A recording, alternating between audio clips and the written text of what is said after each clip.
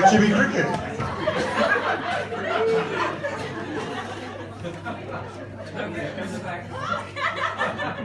I know. Quite intimidated David there, isn't he? Wherever you go, his eyes are on you. You pull that bag over his head again. Right, thanks for that. For those in the washroom, our speech is only 8 minutes and 24 seconds long, so we're almost there. As Mark alluded to, we are the best men. James Fish and Chips Ramsden, and myself, Johnny Ogden. First of all, I'd like to commend Paul for being here.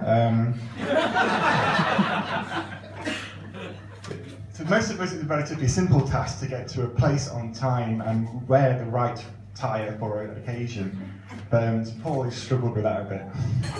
There was one occasion when our friends got married in the Lake District, and he turned up. Oh no, they're over there. And he turned up without the correct attire. Only turned up in his jacket and shirt.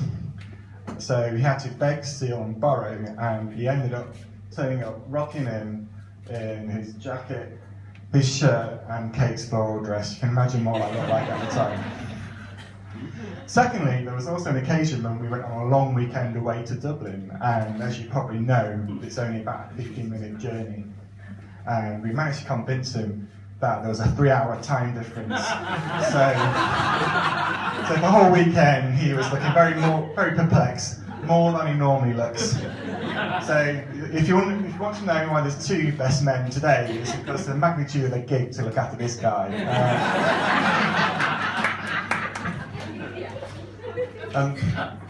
Feeling a bit overawed with David Beckham now. I've got a funny feeling he's not the best conversationalist, but we'll see later. But I'm sure he can do all the talking in other ways.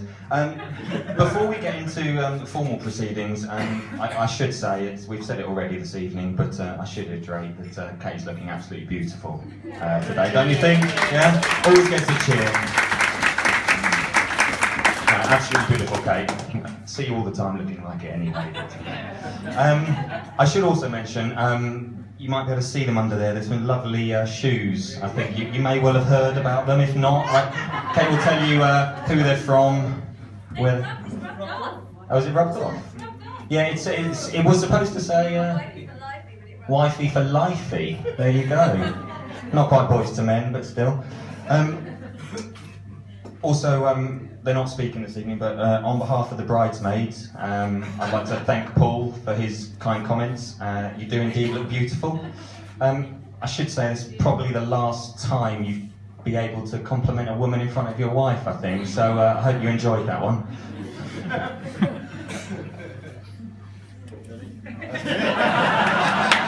We talked about passing the baton. I'm back, don't worry. Well, I first met Paul at uni in '96, and I can remember seeing this guy. He was cool, he was funny, and above all, I can remember talking to him, thinking, and he was very outgoing, very talkative, very confident, and always had a big smile on his face. And I soon discovered that he drank a lot as well, and that was mainly down to alcohol. My stories of Paul will probably be slightly more sedate to Johnny's, as I've known him probably for just under 10 years. I joined what was then, I think we're on number 3 of our law enforcement badges, but it was the National Criminal Intelligence Service.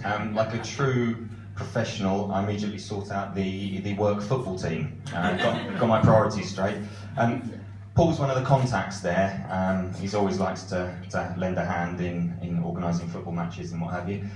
He told me where to meet. Apparently everyone ran down to the pitch, about a mile away, something like that.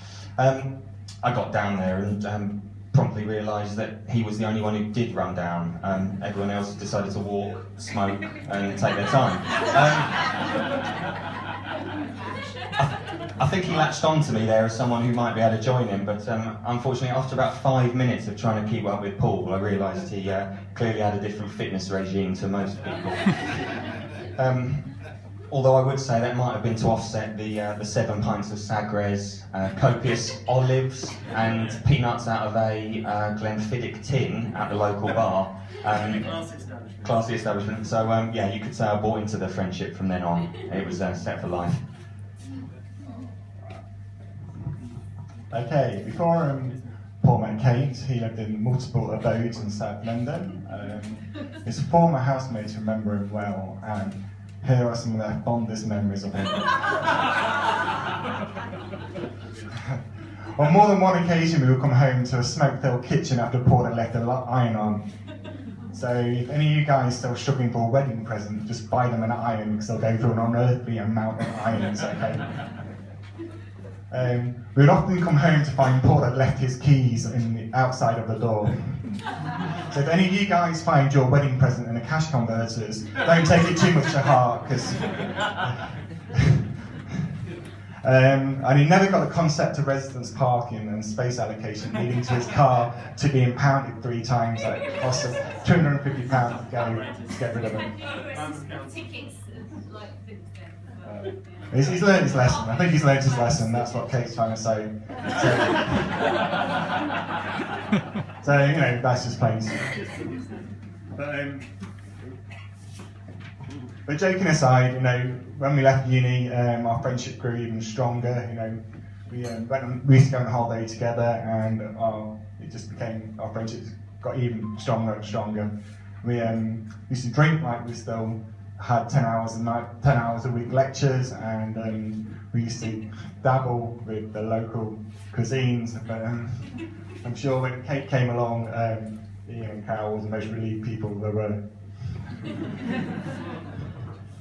But it's not all about taking the mickey about the green on the best man speech, because as you know, Paul has many positive attributes. And I'm sure you know Paul has many positive attributes.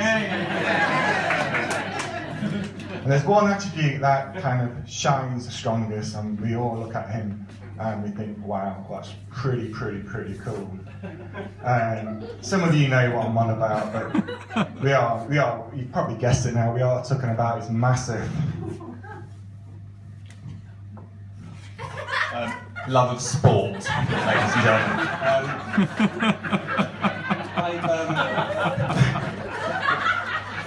We got it in there. Is there any money exchanging hands? I don't know if there's any bets on that one somewhere. I played football with PJ 2 or 3 times a week for pretty much the 10 years that I've... Okay. Rachel. Sorry, I played football with PJ 2 or 3 times a week for about 10 years. It pains me to say it, but he's a bit of a warrior on the pitch. We went to a football league dinner recently, and one of the opposition players there kept referring to him as the guy that puts his head on everything. To be honest, it couldn't be truer. I've given up the amount of times that he's come back with a lump on his head or a Harry Potter type scar or something there. One time in particular springs to mind. It doesn't shed me in the greatest light. He got a huge golf ball sized thing right on the middle of his forehead. Obviously as his friend I was calm and collected and didn't at all start screaming or saying any indecipherable noises and murmurs. Paul just looked at me and said, well, that's reassuring, thanks. Always there for him. We did actually get him off the pitch in the end, Terry Butcher-like, but he still went to the Arsenal game, I think, claiming that he was going to find St John's ambulance, but yeah. Oh, was it? Lovely. Just turn this over now. Still on football, as you'll hear later and throughout this whole speech, Paul is someone who likes breaking records, and he's certainly scored some memorable goals for all the football teams I've played with. The majority probably are in our own net, or in your own net, I think. And I'm not saying that he scored more goals against us than for us, but you get the picture, it's something like that. But joking aside, I played at a decent level when I was younger, so I like to think I'm speaking with some expertise here, but no, joking aside, you're definitely one of the top 93 defenders I've ever played with. I actually told that to my mum, and she thought, that's really sweet. That's really sweet. He's in your top 100. That's beautiful. Must mean a lot to him. Regarding work, Paul holds a high level of security clearance. I'm sure Kate, when she found this out on their first date, was mightily relieved. It saved her spending money on private investigators or anything. It's all been done for her. Interestingly, he's just had a review of his clearance, and I happen to have a copy here. Let's have a look what we've got. Now these reviews can be quite upsetting, uncomfortable experiences. They're personal, delicate issues that you have to deal with. When asked about his finances, I don't know if you know this, Kate, but apparently £1,000 comes out of one of his accounts every month. I don't know if you know that. It turns out his beloved Arsenal gossip site, Arseblog, is not actually funded by advertising revenue at all. It's a one-man machine.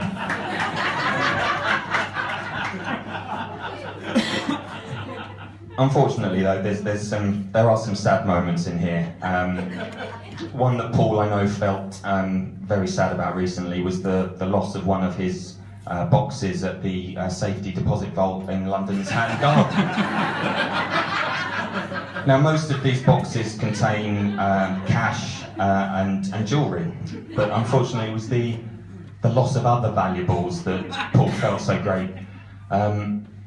He'd been saving the remnants of a dear friend and keeping locks of his old hair as keepsakes.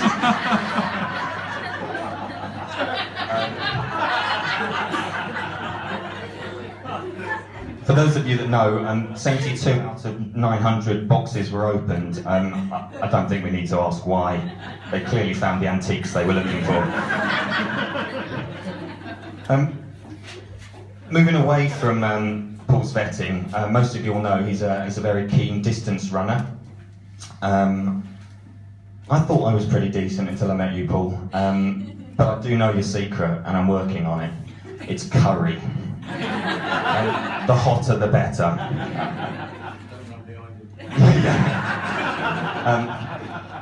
Although having said that about his running ability, the famed 77-yard uphill dash on Saturday night in Lisbon, hailed by the Stag Group as Super Saturday, set at the peak time of 5:30 a.m, did highlight he's not particularly good at sprinting. He came in 4th place. A point that his brother Mark clearly enjoyed as he pushed him off our makeshift podium in the middle of the street. Singing Gold or something like that.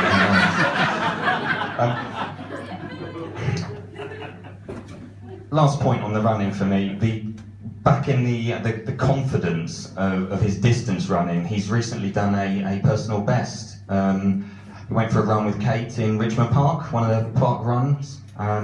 He was trying to do one this morning, but he wasn't allowed. He finished with a time of 19 minutes, 9 seconds, which I'm sure you'll agree is a hell of a pace. Although, yeah, go on. Take a piss out in a second. I'm not sure setting records while running away from your fiancée is really the right message to be sending here. Although Kate may have got him well trained and he was getting lunch and a hot bath ready, so that might be the reason why. And annoyingly, Paul, I didn't want to say this, but there's a footnote that says Paul's now beaten that time. I wrote this a few weeks ago and he's already got quicker, so yeah, 18 minutes something, isn't it? Oh, is it? Oh, it's wind assisted. Anyway. Alright, thank you for that, James. We've heard a few times tonight the story of how Paul and Kate met, and you're going to hear the version that he tells us. So, it might be the Hollywood X-rated version, I don't know, but I'll let you be the judge of that. So yeah, Kate and Paul met each other in a house party in South London. Paul has great pleasure in telling us that the female to male ratio meant the odds were significantly stacked against him that night. But I quote, "I set eyes on Kate, man, I managed to woo her with my superior wit and intelligence." So.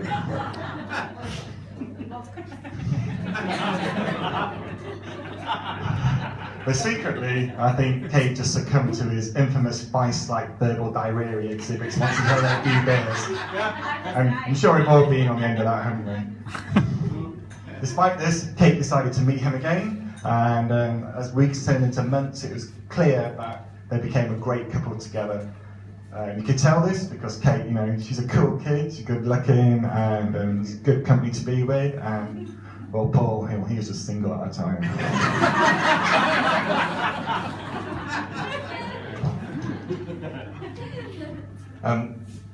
As we've mentioned earlier, and this is me being a bit soppy, I think.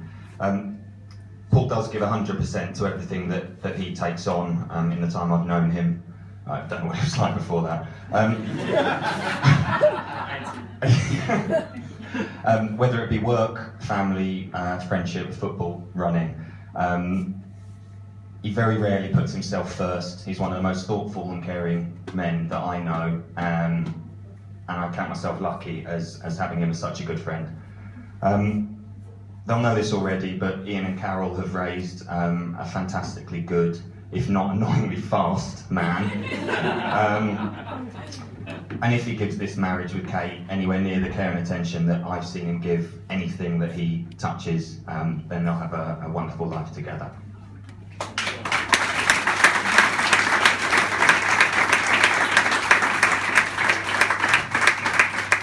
Okay, I'd just like to bring closure to his speeches today. So we're absolutely thrilled to be Paul's best man, and we consider him a very dear friend, and long may it continue. And also I'd like to personally echo what Paul and everybody else has said about the bride and Kate.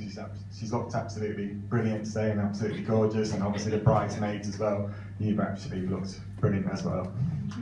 So obviously there are two very important people here today, and without very little this could happen. And the great thing is, as the evening progresses, we have the opportunity to speak to them even more. And I'm not talking about the bar staff.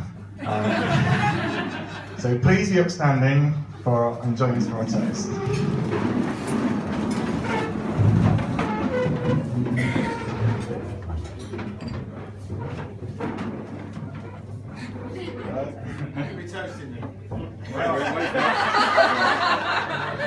Ladies and gentlemen, to the bride and groom, and brand spanking new Mr. and Mrs. Kate and Paul.